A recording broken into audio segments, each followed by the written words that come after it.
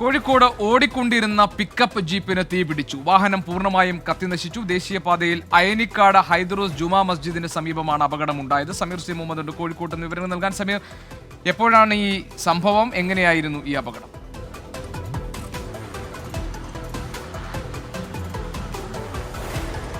ജിക്ക് 10:30 കൂടിയാണ് ഈ സംഭവം ഉണ്ടായത്. അയനിക്കോട് വെച്ചുകൊണ്ടായിരുന്നു ഈ തീപിടുത്തം. വാഹനം ഓടിക്കൊണ്ടിരിക്കെ അതിൻ്റെ ബോണറ്റിൽ നിന്ന് തീ പടരുകയും പിന്നീട് വളരെ വേഗത്തിൽ അത് കത്തി നശിക്കുകയുമായിരുന്നു. വാഹനത്തിൽ അതിൻ്റെ ഡ്രൈവറും അതുപോലെ സഹായിയും 2 പേരാണ് ഉണ്ടായിരുന്നത്. തീ ഇങ്ങനെ പുക ഉയരുന്നത് കണ്ട ഉടനെ തന്നെ ഇരുവരും വാഹനത്തിൽ നിന്ന് ഇറങ്ങി മാറിയത് കൊണ്ടാണ് വലിയൊരു അപകടം ഒഴിവായത്. റോഡ് പണിക്ക് പോകുന്ന ഒരു വാഹനമാണിത്.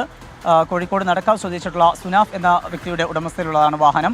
ഈ വാഹനം തീപിടിക്കുന്നത് കണ്ട ഉടനെ തന്നെ പെട്രോൾ പമ്പിൽ നിന്ന് അവിടെയുള്ള തൊട്ടടുത്തുള്ള പെട്രോൾ പമ്പിൽ നിന്ന് ഫയർ എക്സ്റ്റിംഗ്വിഷർ കൊണ്ടുവരികയും തീ അണക്കാൻ ശ്രമിക്കുകയും ചെയ്തു. പക്ഷേ അപ്പോഴേക്ക് തന്നെ പൂർണ്ണമായും വാഹനം കത്തി നശിക്കുകയായിരുന്നു. സംഭവത്തിന് പിറകെ ആ സമയത്ത് തന്നെ അതിലൂടെ വാഹനങ്ങളൊക്കെ കടന്നു പോകുന്നുണ്ടായിരുന്നു. പക്ഷേ വലിയ രീതിയിലുള്ള പൊട്ടിത്തെറിയോ മറ്റുമൊന്നും തന്നെ ഉണ്ടായില്ല. അതുകൊണ്ട് മറ്റു തരത്തിലുള്ള അപകടങ്ങളൊന്നും തന്നെ ഉണ്ടായിട്ടില്ല. കൊയിലാണ്ടി പോലീസ് സ്ഥലത്തെത്തി തുടർ നടപടികൾ സ്വീകരിച്ചു വരികയാണ്. G K. ശരി സമീർ സി മുഹമ്മദാണ് കോഴിക്കോട്ട് നിന്ന് വിവരങ്ങൾ നൽകിയത്.